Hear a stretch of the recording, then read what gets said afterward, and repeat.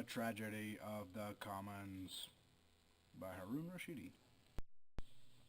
Garrett Hardin wrote The Tragedy of the Commons in 1968. Hardin used the example of a common pasture. The pasture was open to the public. Eventually ranchers brought too many cattle, and the pasture was easily overgrazed.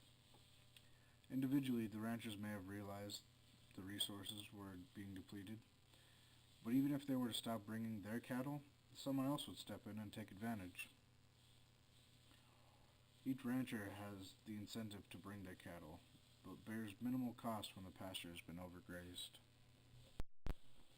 Hardin believed that overpopulation and the welfare state contribute to the tragedy of the commons.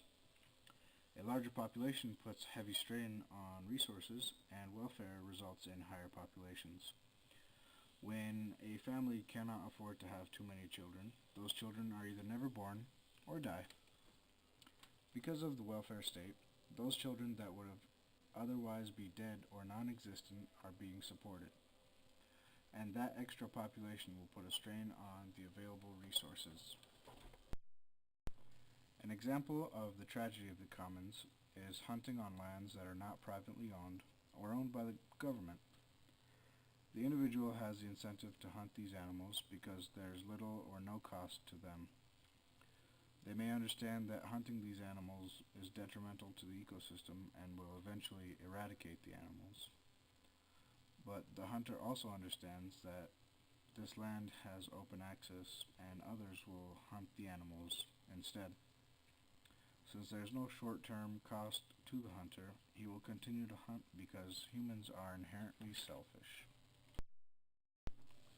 The two solutions are through privatization or public ownership. For example, when an individual owns their own lake, they are less likely to deplete the fish and more likely to maintain the lake because the benefits and costs are directly linked to the individual. Public ownership or government ownership allows for everyone to share the resources, but in a regulated way.